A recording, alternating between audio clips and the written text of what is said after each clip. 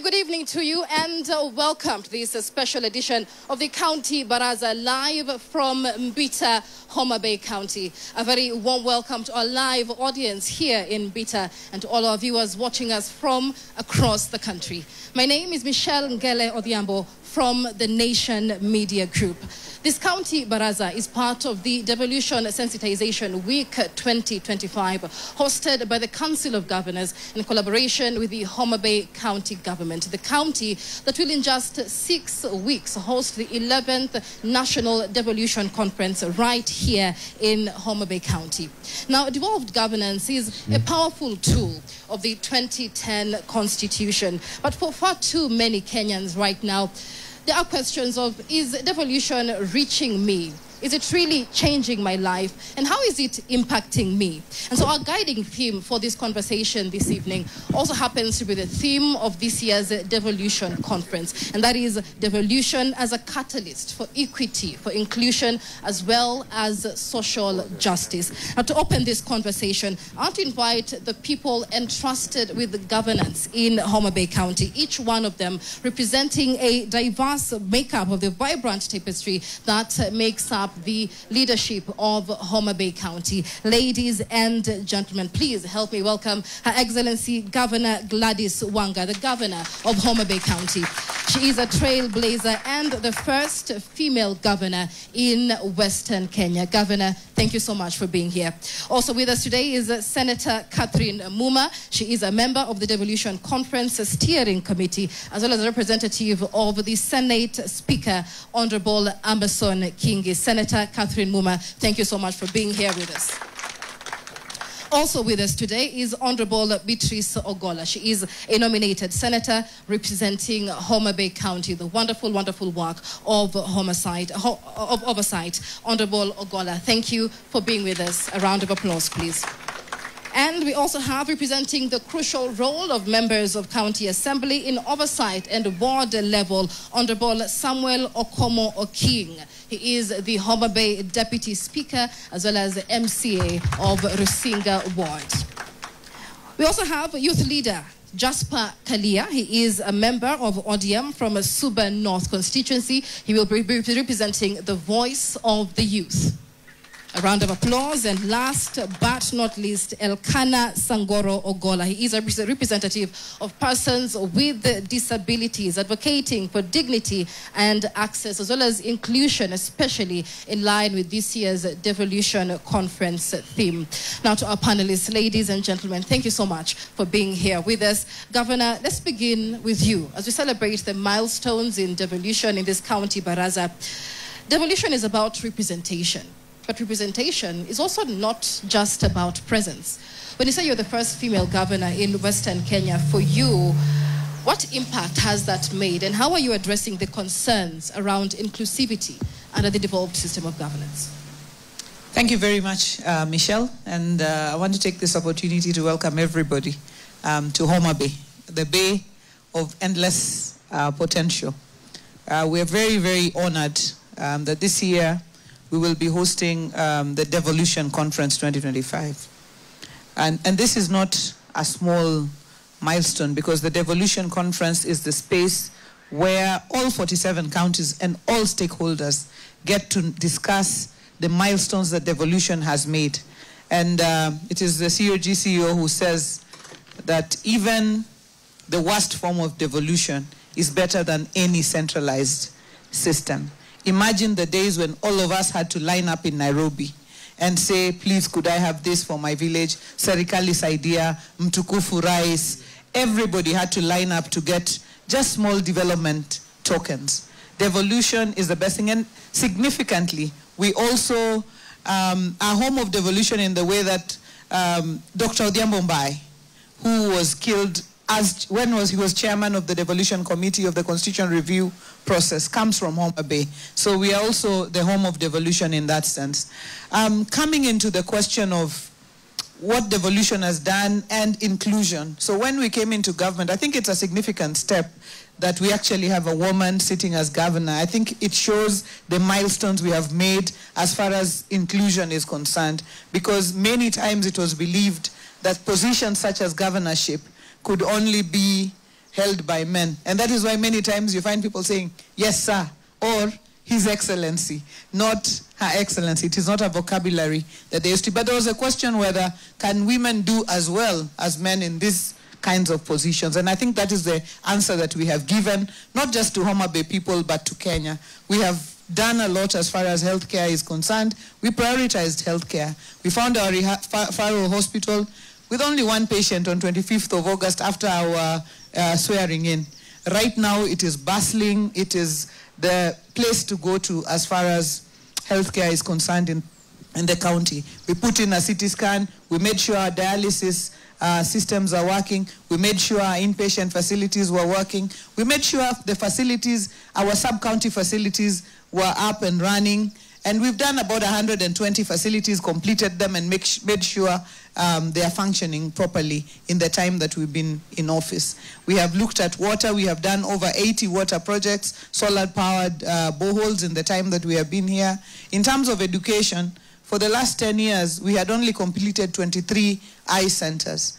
In the last 2.5 years, together with these MCAs seated here and the people, because they are the ones who prioritize where they want development to go, we have done 241 eye centers in the last 2.5 years alone. We run a scholarship, the Fins to Swim scholarship for our young people. We run another scholarship called the Fundi Mangula scholarship, which is where we bring in our young people and give them full scholarships so that they can get vocational skills. We just did our graduation of 600 students a week, 2 weeks ago, and we've put in another 600 students in that Genoa Fundi Mangula scholarship. As far as our roads are concerned, even though we've had a lot of challenges with the road maintenance levy and roads money coming to counties, we've been able to spend 10 million every financial year in our wards to open up rural access roads. But above all, we have also done a lot of work in terms of profiling Homa Bay as a place where people can come for tourism, can come for conferences such as the Devolution Conference, can come for celebrations such as Madaraka Day. Many times people ask, where was Homa Bay before? But we are here on the national stage. And that's also a very big responsibility for governors outlined in the County Governments Act. But when it comes to inclusion, we made a very deliberate decision that this is going to be a government by the people, for the people. And so we set up a public participation model that we borrowed from Makueni. Makueni had done for a while. So we borrowed it and we've done a village cluster model. So Michelle, before we implement any project, for example, or even before we give bursary beneficiaries, people sit in their villages, village clusters. Every sub-location has 3 village clusters. And those clusters are the ones who decide these are the people we want to benefit, these are the projects we want, and that is how we built up our CIDP, and that is how we are implementing each and every project. Whether we want to give seeds, which is a program we run in our agriculture program, the village clusters sit, and then they inform the wards of what needs. So those village clusters have youth, they have persons with disability, they have women, and their voices matter. And so that we don't just talk about it, we have recently, and I want to thank our members of the County Assembly, we have recently institutionalized that law into the Civic Education and Public Participation Act of Homa Bay County. So we now have it in law. Whether I'm here today or not, whether the MCAs are here today or not, that model is the model that Homa Bay County will use as far as inclusion and public participation is concerned. And you said that Kenyans are asking the question, is devolution working for them? I can answer here confidently on behalf of the 47 governors. If you look at our Marifa Center where we have best practices from all 47 counties, devolution is doing a great, great job. I can tell you, people are able to reach their leaders and talk to them and say their problems. We might not have reached perfection. Neither has the national government for 60 plus years. So devolution is 13 years old. National government is 60 plus years old. They have not reached perfection. We haven't reached perfection either, but we are striving for it. Thank you, Michelle. All right, and you want to say if devolution is 13, they're probably what, Gen Alpha or Gen Z? So they're probably growing much faster than the national government. But what the governor has said here is what we as citizens and in this county baraza will be looking to interrogate as well. Do you feel that the strides made by the Homa Bay County government have impacted you? We'll be looking at that, also speaking to the governor herself, members of the Senate, because that is what the true feeling and spirit of devolution is. But let's speak to the senators now, because the role of oversight on devolution lies with the Senate. Senator Muma, let's talk about the role of oversight, a mandate that has been put to question since the advent of devolution. How are you using your mandate to ensure that funds allocated to the Homa Bay County Assembly are used not just transparently, but according to the needs and local priorities of the people? Thank you so much. Now, oversighting county governments is actually something that is done at two levels. As you are aware, and allow me to use a few minutes to just explain our devolved system of governance. You have on the one side national government made of the national legislature, that is Senate, National Assembly. You have the judiciary, and you have the national executive. On this other hand, you have the county governments. And the county government is made of the county assemblies and the county government. County government headed by the governor. In the middle, we have the intergovernmental relations. The Kenyan system of governance is interdependent and collaborative. And the people these three are serving are the citizens. You don't have citizens for the National Assembly and other citizens for the county assemblies. All citizens are supposed to be equally served by the National Assembly teams and equally served by the county assembly teams, and the two teams are supposed to have an intergovernmental relation that enables them to deliver services even better. So in the oversight, the National Assembly, the Senate, and the county assemblies are the legislatures that make law, represent the people, and also oversight. When it comes to oversighting the county executives, we have the first level oversight that is done by our county assemblies, and we have the Senate that first fights to ensure that the sharing of national government revenues, the laws that are being passed at the national level, are respecting the principles of the Constitution on devolution. But secondly, that once that money has passed, that we are able through our committees, the Committee of Agriculture, the Committee of Health, the Committee of Land and Environment, we are able to interrogate what county governments are doing through inviting the governor to come and tell us, for instance, what programs do you have around the early childhood education, which is your function? What programs are you undertaking when it comes to health? And we do so by looking at the Auditor General's report on how counties are performing. We also are in the process of ensuring we have a good relationship with county assemblies, so that county assemblies are able to tell us that in Homa Bay we are doing well in this area, we are having issues around this other area, and we would want the Senate to be able to engage in order to deal with this issue. So we have the tool of county, the Senate committees that help us to check on what the governor or the county executives are doing.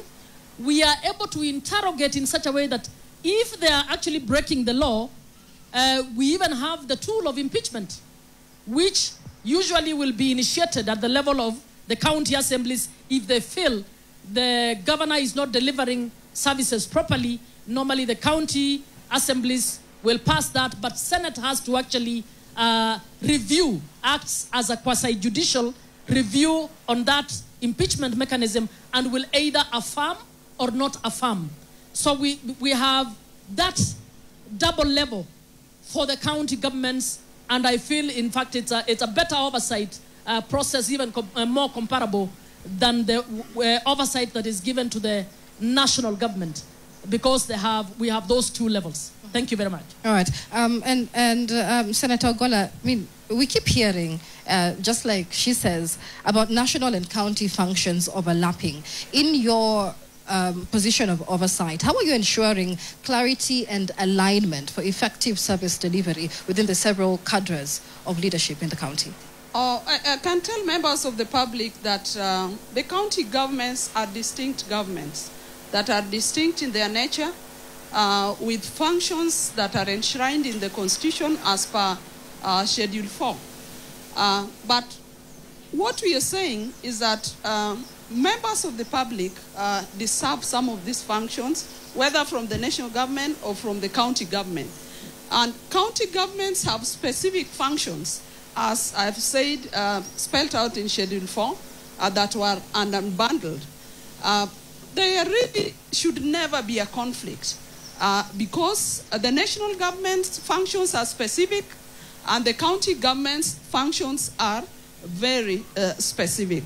The only problem is that we have functions that were unbundled, and the national government, I think, keep on keeping functions that are county functions, and they do those functions and they keep those resources. And I think as a Senate, we must go forward to really insist that all those functions are unbundled and all those resources are given to the county governments. Because primarily, this is sometimes why the counties are not able to perform as expected. And yet, the national governments keep over 80% of these resources. What we are saying that there's also a main challenge with the functions that were bundled to the county governments, because a number of these functions were not costed. If you take an example of health, the county governments are doing health functions with very limited funds, and yet the national government that are not supposed to form a county health function is keeping 3/4 of this money. And sincerely, that is where counties have a problem. That is a gap that the functions need to have been costed and their monies need to come down. And especially we are saying there are certain functions, like the regional bodies we keep on keeping. The national government is keeping their funds and keeping their personnel and duplicating functions that should be done by the county governors. Take, for example, in our towns, the Kura roads. Those are roads that are under the jurisdiction of the county governor. You have in a municipality, Homa Bay town, those roads, it is the governor that uses them, her people that uses them, all the challenges go to. But you find that the national government still keep those functions and keep those funds. I want to tell you that devolution is working. Precisely because Kenyans wanted services closer to them. Here we have a governor, an example of the governor of Homa Bay, that Homa Bay people can meet every other day. She's in Homa Bay County, closer to them, in the wards, in the sub-counties. People can reach them, as opposed to a president that people would see only once a year in the earlier dispensation. But I can also assure you that the counties now have sectors. They have a CEC for education, a CEC for health, a CEC for lands, a CEC for sports, that our people can walk to and get the services right from them. So basically, constitutionally, there is no conflict. The functions are very distinct, and the counties must be enriched and must be given what belongs to them. Devolution is working. And we want to tell proponents of other people who keep on thinking they can reclaw back the benefits we have had. I think Kenyans have been very loud that devolution is here to stay.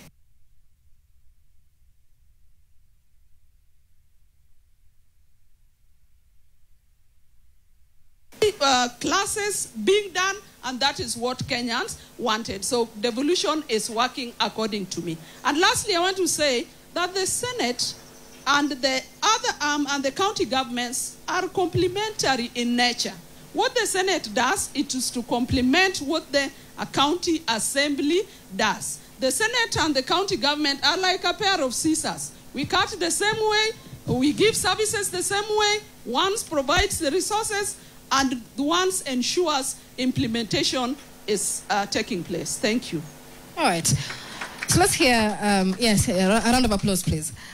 Let's hear from the members of County Assembly. And with us here is Honorable Samuel Okomo. He is the Homa Bay Deputy Speaker, as well as the MCA for Rusinga Ward. Honorable Okomo, the role of MCAs in oversight and ward-level service delivery cannot be underscored. But how are county assemblies balancing between loyalty to the executive and their duty to question and demand answers for the people?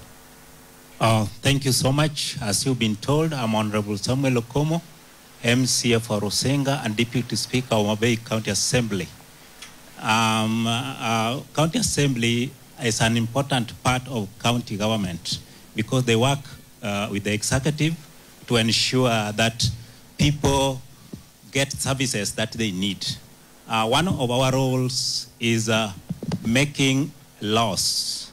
These laws, when we make them, they must be in line with the mother constitution. They should not contradict each other to ensure that we don't have any conflict.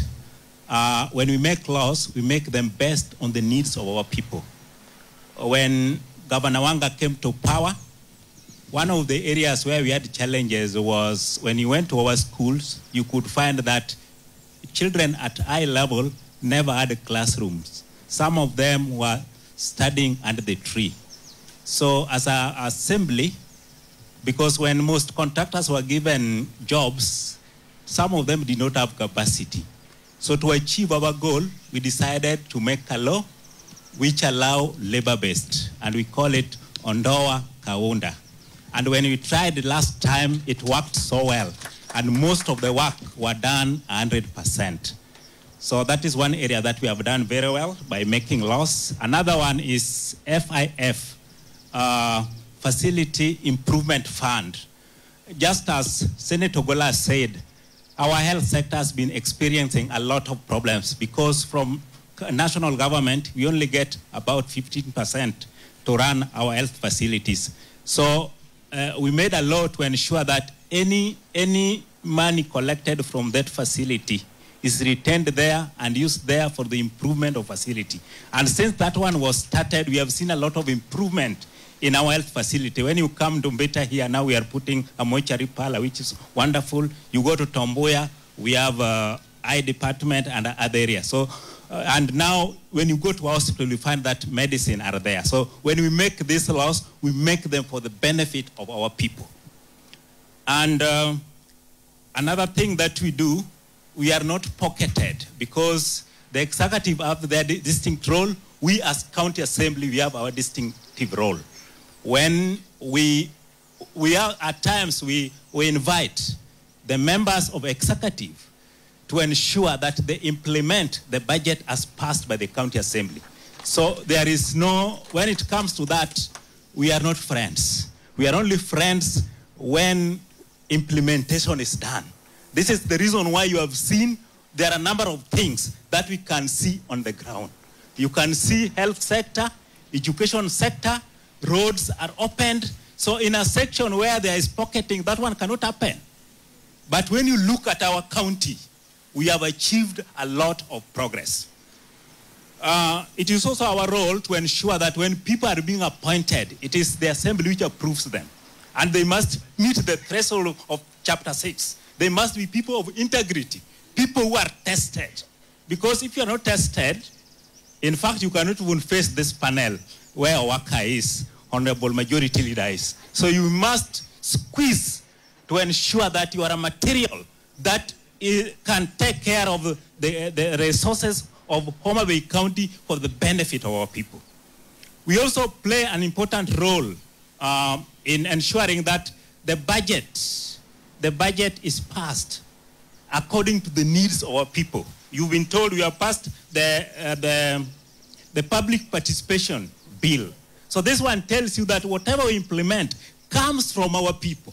In the past, at the time when the government was from Nairobi, they could not understand All right. What is going on the ground? A lot definitely being done by the county assemblies there. And we also have MCA Florence Homa with us on the panel. We'll be able to ask her questions as soon as we get to the round of questions due to the prospects of time. But let me just give a few minutes to our youth leader, Jasper Kalia, also from the ODM Suba North constituency. Jasper, youth make up about 60% of the population of Homa Bay County. 13 years since devolution. Has devolution created or limited opportunities for youth? Thank you so much, Michelle. First of all, let me take this golden opportunity to welcome every one of you to Mbita, this great town of Mbita. Devolution has really created a number of opportunities for the youth. As you said, we form the biggest percentage of people of this county. And through our governor, our able governor, I think even in terms of human resource, I think by age, this is the county that's employed more youths than any other county. That is the truth. Just by looking at the number of people who work in the county government. Two, the sector that has employed a number of youths in this county is the border sector. And let me bring it to your attention that in this county, each and every single ward received 1 million in the border sector, which has really created a good opportunity for our border riders, and they opened other doors for other opportunities for them. As the youth of this noble county, we really feel represented so much, because there's no decision that is made in this county that does not involve the youth. We are always there.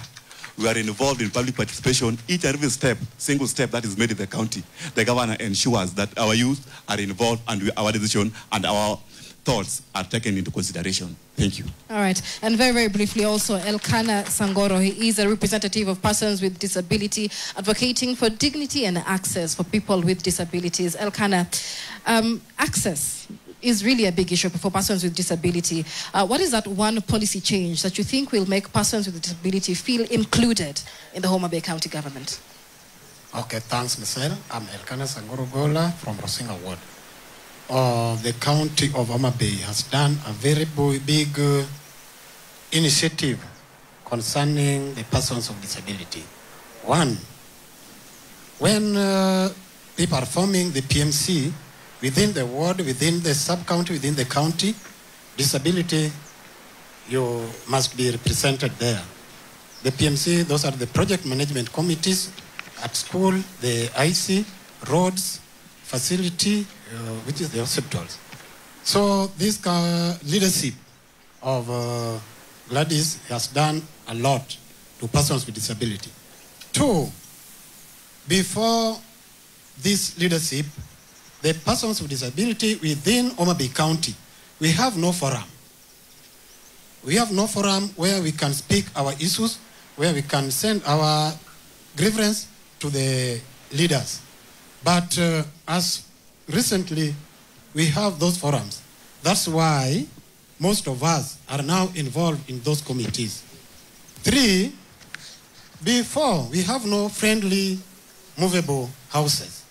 Now you can find we have quite a number of them within the facility, within the schools, and within the public. Four, we are very happy. Some days back, it is impossible to get translation more so to the deaf. But nowadays, when you go to Homa Bay referral, you are going to be assessed. You are going to have a desk of the deaf, which is going to help in translation for our service providers. When you come to sub-county level, we also have representative there, where we can put our issues, then they translate to the person who can help.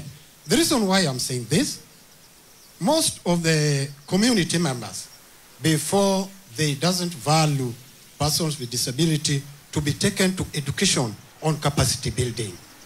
So when they go to the facility on any support, so they have to speak in mother tongue. Yet, the person is going to speak with, maybe this is a lady from TC, is not going to understand. Maybe this is somebody from Korea, is not going to understand.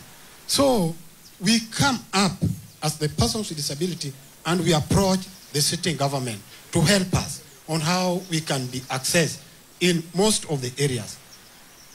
or to proceed. All right, we'll be coming back to that a little more on persons with disability, Elkanah. But of course, like we've just had, public participation is now a legal requirement. So in the spirit of civic engagement and public participation, let's also open the floor to questions, engagements. Let's make this a meaningful dialogue as we all participate in this conversation.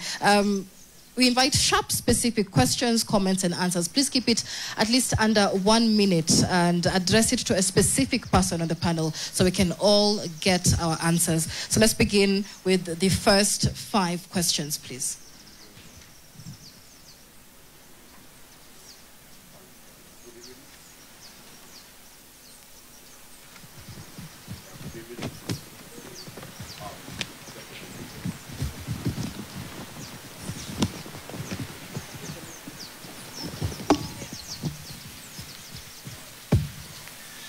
Yeah, good evening. I'm Jeffet Ojijo, the current chair of Homa Bay County Civil Society Network.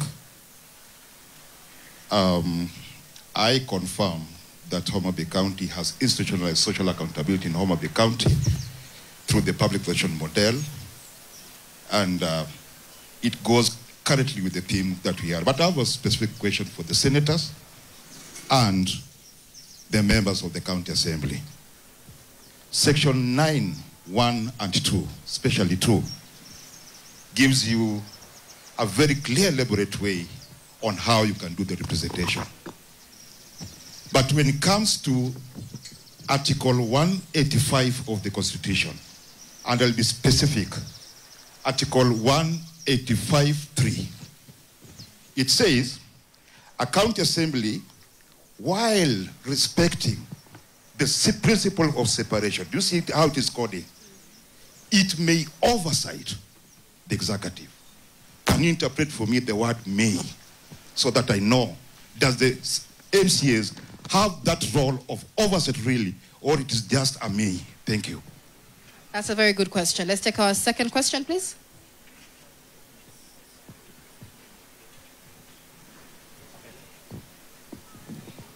Thank you, thank you.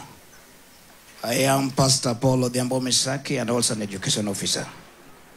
Not a question if a word of appreciation is allowed, so let me make a comment.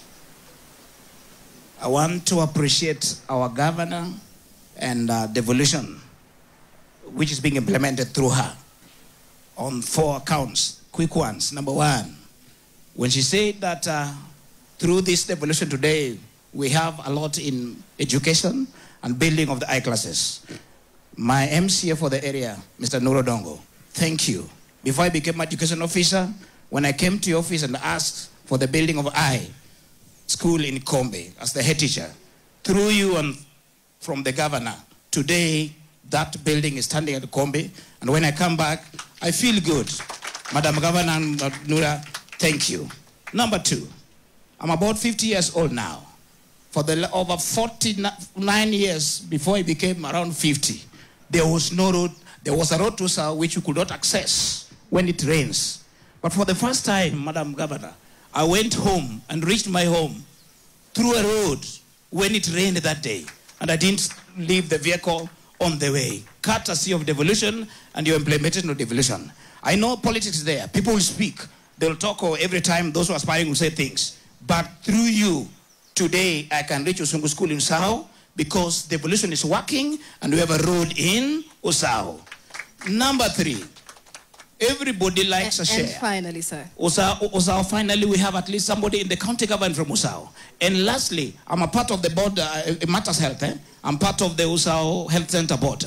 Today, a lot is happening through your office. You paid for us over 1 million to buy the land. And welcome again, part of the I welcome you on behalf of the board to come back to Usao again and help us finish the unfinished business of the health center of Usao. Thank you, Madam Governor.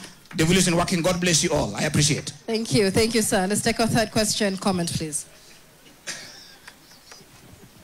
Thank you very much. My name is Mwiti Mary. I'm the CEO of the Council of Governors. Sorry, a question. My name is Mwiti Mary. I'm the CEO of the Council of Governors. A question to the esteemed senators. Senator Muma did allude to the fact that one of the distinct roles of the Senate is to ensure that the laws that are passed align to the Constitution and in defense of devolution. we've realized in the recent past, laws that have been passed by the National Assembly that claw back on devolution, and many of them that are not aligned to the principles of 174. What is it that the Senate is doing in as far as, analyzing those laws and ensuring that at least the laws that progressively are passed then are strictly aligned to the Constitution, and what is it that the Senate is doing to ensure that those that have already been passed are actually repealed or they are aligned to the tenets and the principles of devolution? Thanks. All right, one more question. Yes. Thank you, Honorable Waka. Allow me to give my question straight to the Senate. You've clearly indicated to us that why the devolution may not work as expected is because of budgetary allocation. A lot of money is left at the national government. What is the Senate doing?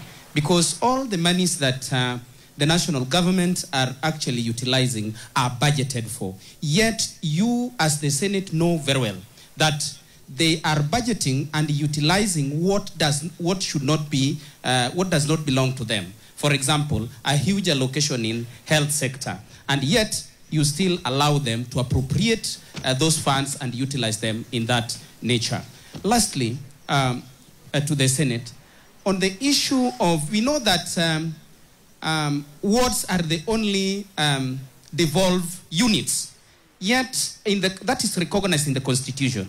What are you doing when we still have this push and pull on the CDF funds, yet it is not recognized as a devolved unit at the constituency level? I would like to get to know that, kindly. All right, let's deal with that batch of questions. Very insightful questions, ladies and gentlemen. Let's take the first question with MCF Florence Homa. The first question touched on the role of oversight on members of county assembly. Let's get your response, please. Thank you so much. A good evening. Now, I would like to just say it outrightly that what we need to know that oversight is not opposition. And anyone who thinks that us oversighting or MCAs oversighting the executive or the governor should be opposing them. That is not the issue. The issue is how do you execute the oversight role? And that now brings us to where we have, because this is the county where we have fidelity, loyalty, so as much as you are executing the loyalty bit, then where do you put your oversight role? So that tells you, and every organization, any good and successful organization will have to blend formal and informal approaches. The formal approaches have to deal directly with the laws, which we have at the county assembly. The informal ones is sitting on a round table to see how do we execute this without getting into crossroads with each other. So we as a county do that.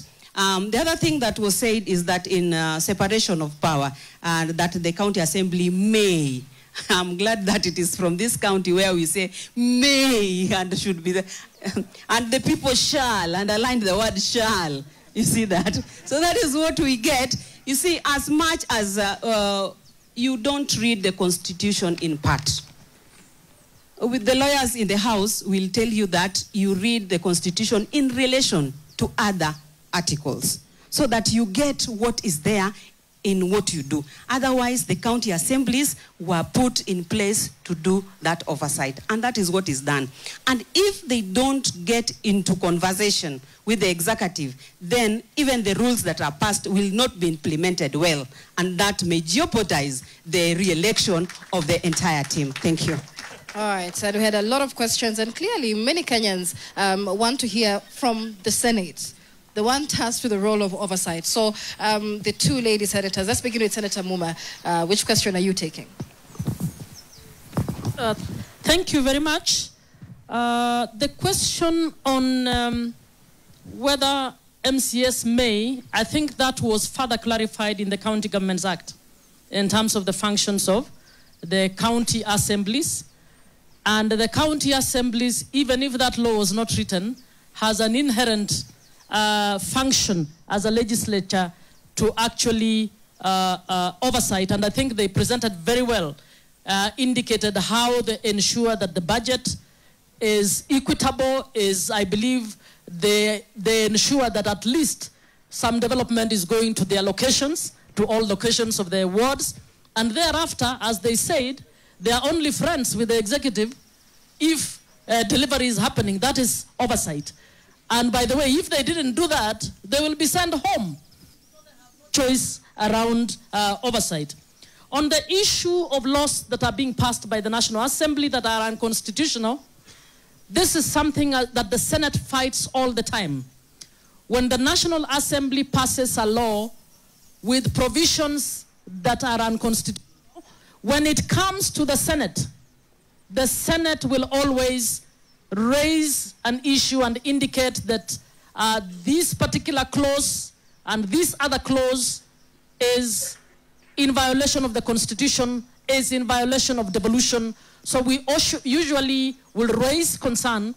The process in Parliament is that when we raise concern and say don't pass the law in Senate with those provisions, the matter goes to mediation.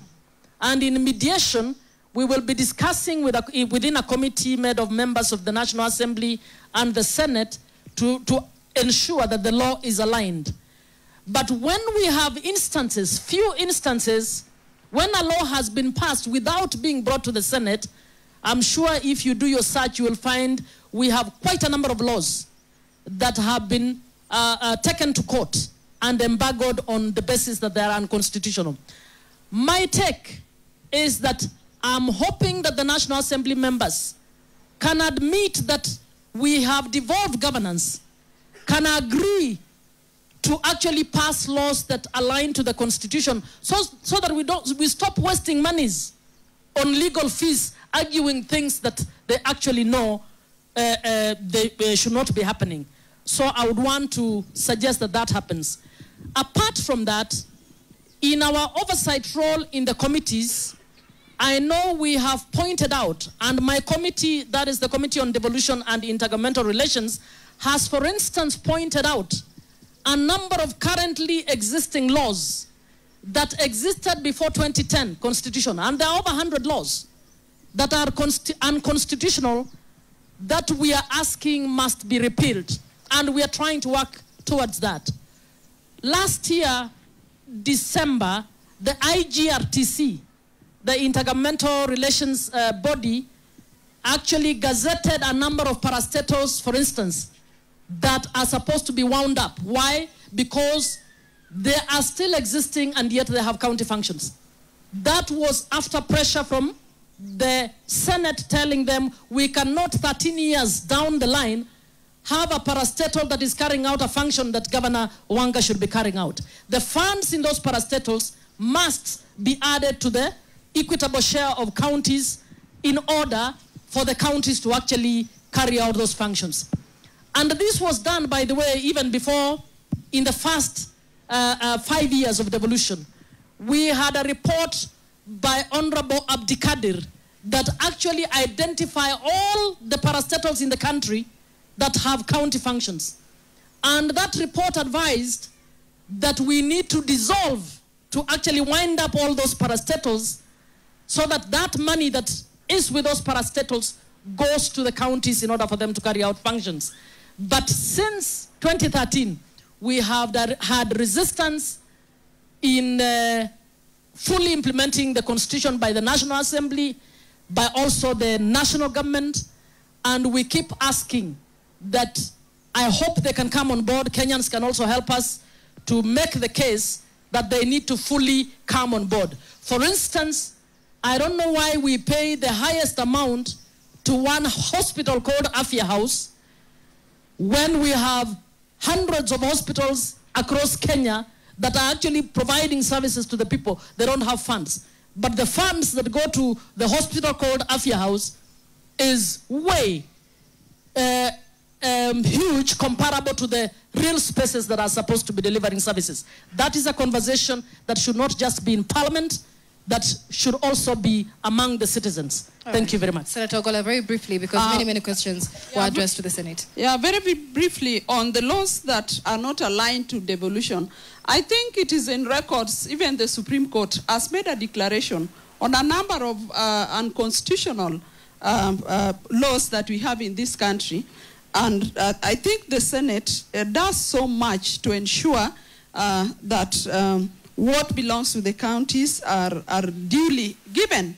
And I think that is why most of the laws will have to move from the National Assembly to the Senate, and we need approvals from both houses just to ensure that some of those irregularities are cleared out. Secondly, Mheshimiwa Waka asked about the budgetary, some funds that are still kept at the national level. I think IGTRC must come out to make this very clear. But I want to challenge the head of state too, because the president has made pronouncements publicly that in a period of time, functions that belong to the counties and resources of those functions must follow those functions to the county. So what we are asking is that those budgets that are still held up must be brought down so that counties perform their functions. Lastly, we talked about the separation of powers vis-a-vis oversight in the county assembly. I think the constitution is very clear that the legislative arm does the oversight while the executive does the implementation, and so I think that is very clear and there should never be any contest on that. Thank you. Just allow me on the issue, somebody raised the issue of NGCDF. Now, the NGCDF funds are national government funds, are divided alongside constituencies. And the courts have ruled there is nothing wrong with the national government sharing a section of its resources by constituency. It is one way of delivering some equity in sharing or equality in sharing of part of the national government funds. What the courts have actually said is that while the national government can share funds by constituencies, members of parliament who should be oversighting those funds should not be implementers of those projects. And to me, that is the bone of contention.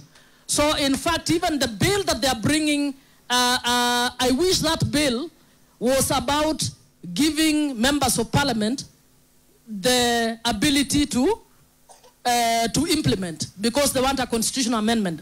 But that bill is actually just bringing NGCDF within the constitution, but I can assure you the courts had nothing wrong. They saw nothing wrong with sharing funds by the constituency. What they find wrong is actually members of parliament who should be oversighting, implementing those issues. But I'm sure the law was being passed today. I don't know whether it was passed. It will come to the Senate. We will look at it at that time. And I believe it's a big conversation for the country that we need to have very frankly. Thank you very much. All right, so let's open up the floor to another round of questions. And ladies and gentlemen, the governor is here. Tuongee na governor, jamani. It looks like Governor Wanga is always on the ground, so no one wants to ask her a question. So let's take 2-3 more questions. And I'll go first as well, Governor Wanga, because when we speak about counties being underfunded, donor-dependent, waiting on funds from the National Treasury, what are you doing to safeguard your county from this bureaucratic gridlock of funds always being not enough at the end of the day? So let's take 2-3 more questions, please. Yes, go ahead. Thank you so much. My concern goes to maybe the Senate. Why do you usually have the National Treasury disburse budget allocations to the county governments during the last month, late in June? And are there austerity measures moving forward? Thank you. That's a good question. Another one? One more question here. Yes. Thank you. My name is Ogendo Richard, the Majority Leader of Homa Bay County Assembly. My question goes to the Senate. Can you be more audible, please? I have to go skiing. Yes. My question goes to the Senate. Senator Ogola and a colleague did say that the President made a pronouncement on the functions of county governments that are devolved. On 16th of December, there was a Gazette notice on some of our functions. And when I went through the national budget, I realized that the same functions are allocated funds at the national government. So as Senate, how are you going to help the county governments on this? Because the functions are gazetted as to be for the county governments, but they allocate them funds that will not be oversighted by the county assemblies. All right, let's take one more question in the spirit of time. One more question, comment? All right, we can deal with those. It looks like the Senate has a lot of work to do today. So, Governor, let me have you address the question and then we move to the Senate. Thank you very much, Michelle. I think this is the big discussion that we're having around funding of counties. Expectation on counties is very high. Expectation on these MCAs is very high. Every road, every village, they expect you to do something for them. Every clan, in fact, expects a road.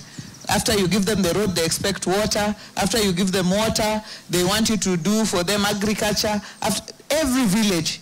And you know, for every village, they are the only ones who exist, not their neighbors.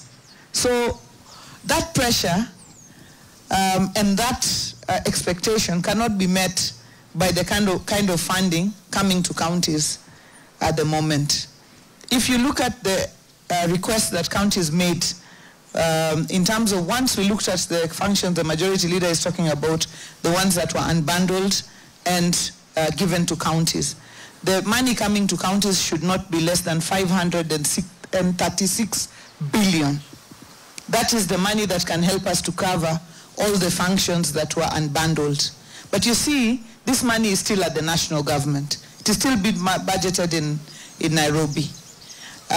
Yet, we are expected to perform those functions. Even libraries, for example, were devolved.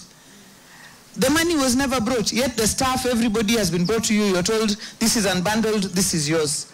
ECD, for example, we've never seen the money, even a cent. We expected to hire all the teachers, build all the classrooms without the money. So I think you have a valid question, but I think it is subject to a broader discussion. How do we bring the National Assembly on board? Because when it comes to, the Senate have done very well. Very well. We cannot even fault them. They have been true defenders of devolution. Right Honorable Raila Odinga has been almost like a lone crusader for devolution. He talks about it. He is the only one who has been able to take on even MPs, you know, head on this matter of devolution. But the National Assembly, they are our leaders, they are our people, they are our leaders. Even me, my MP, she's my leader. They are our friends. We have to go to the next level to bring the National Assembly on the table. And like Senator Muma has said, nobody is opposed to, at least from where I sit. I think CDF must remain. Why? Because there has to be development in every corner of this country. Otherwise, to build a classroom, they will have to line up in Nairobi to get one classroom in Suba North. But CDF has removed that because every constituency has their own money to support.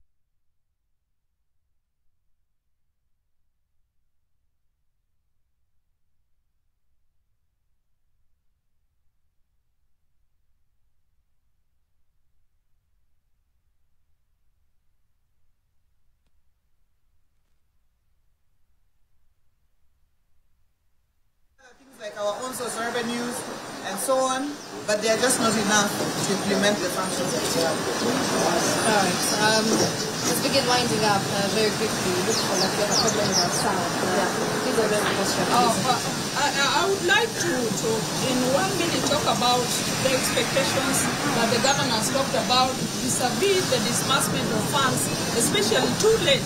Probably the last time we were seeing funds being disbursed 2 days to the end of the financial year. I think in this country, if everybody followed the constitution, we'd have no such problem.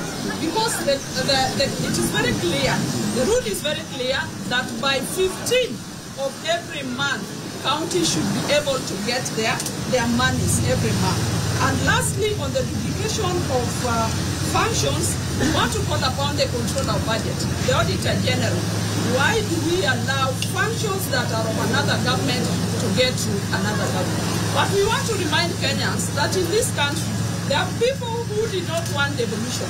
And I think they are still somewhere just sabotaging the process of devolution. We are calling upon all the functions that are enshrined in the Constitution and devolved functions to actually come down to the counties. Thank you very much. When it comes to the issue of the late disbursement of funds, I want to recognize that the son of this...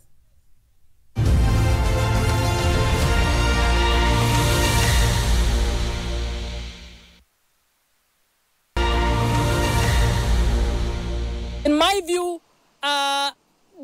it is breaking the rule of law by just holding on to funds that should actually be for counties, but it is also failing to implement the collaborative and cooperative function of Article 6 of the Constitution, and also missing an opportunity as the president. I believe the development will be much faster if he cooperates with the county governments. Yeah. All right, thank you. Thank you so much, Madam Senator. Let's give a final word to the governor as we begin to wind up. But Governor, as Homa Bay prepares for the Devolution Conference, I don't know. It isn't just on display for the week of the Devolution Conference, and it is lived in every word in Homa Bay County. Thank you very much. I think it is what we live in, equity, because when the Deputy Speaker spoke, he told you that every ward must have projects. And what we have done as a county is to do that equitably across all the wards. There is no project that is in Ward A that is not in Ward B. There is no discrimination. Then we bring on board the youth. Then we bring on board persons with disabilities. Then we bring on board programs for women. Then we ensure that nobody is left behind. I think that is our biggest agenda. But most importantly, do you know that even at the national level, we have not been able to put together a public participation law to be able to outline what the Constitution says in a law. But in Homa Bay County, we now have the Civic Engagement and Public Participation Act, which means that this now will outlive everybody. If you do anything that does not involve the public, then you will be in contravention of our Civic Education and Public Participation Act, as well as the Constitution of Kenya. Take this opportunity to welcome everybody across the country to the Devolution Conference that will be taking place in Homa Bay from the 12th to 15th of August 2025, and to say that really Homa Bay, the Bay of endless potential, awaits a Devolution Conference like no other. All right, and Governor, in the spirit of inclusion, I'd like to give one more word to Elkanah. He had not finished his statement and what he wants to see from the county government. Elkanah, very briefly to the Governor, your final comment.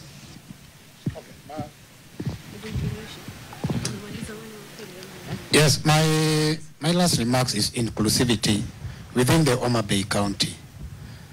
Under the leadership of Gladys Wanga, we form so many groups within the ward, within the sub-county. And these wards include youths, women, disability, and older people. So there's also another thing that has been brought in Homa Bay County, which I cannot fail to quote it out. In Homa Bay County, it is a county of fish. It is a county of fish, but we have overfishing within Homa Bay County. And due to potentiality that we have at our leadership, now we introduce aqua fishing, which means fish cage. This fish cage is also helping the community as large. It is also helping us to bring more visitors in Homa Bay County to see how the program is moving. And all these things are being done with the social people at the ground, more so those who are we can say that they are money handicapped, for them to be empowered, for them to get what they can use for education, health issues, and how to improve infrastructure along the villages. And Thank you. My last remark to everybody is that devolution is working and devolution must be made to work.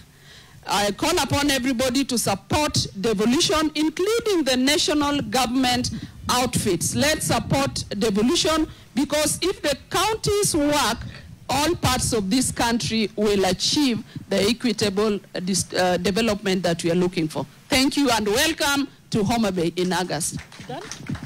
Thank you very much. Mine to thank the governor and team Homa Bay for welcoming us. Beautiful, beautiful beaches. I think in the next round, please just put a lot of food kiosks along the beautiful beaches of Homa Bay so that people can visit more. But to just thank you and to thank everybody. Please use the week to learn something. Use the week to fight for devolution. Thank you very much. Thank you so much. My parting shot is I would love to invite all the other 46 county assemblies to please come to Homa Bay so that you get to see how soft gelling the county assembly is working with the executive to achieve its best. And the other one, I would also want to encourage the CEO of DevCo, please continue. I, as Honorable Florence, I am looking forward to a working devolution in terms of having all the health facilities equipped well, so that we do away with the private hospitals.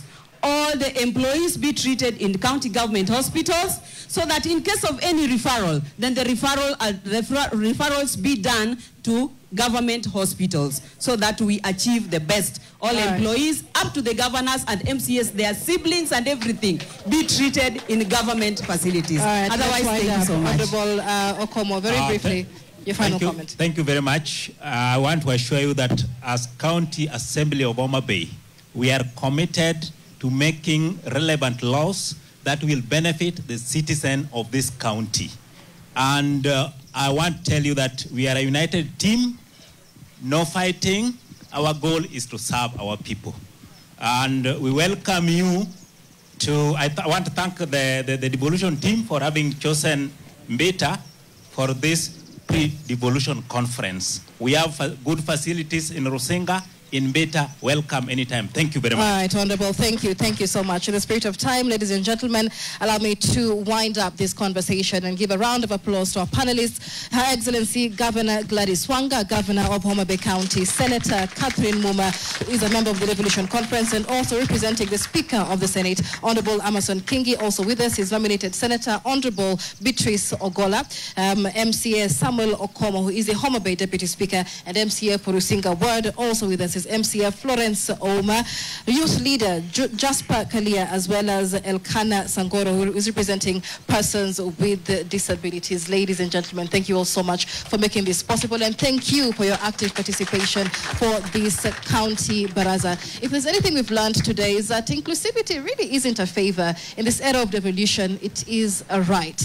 Let us all continue building a Kenya where every voice is heard and no one is left behind. My name is Michelle Ngelo Odhiambo. On behalf of the Council of Governors and the Homa Bay County Government, thank you all for your participation. We'll see you at the Devolution Conference 2025.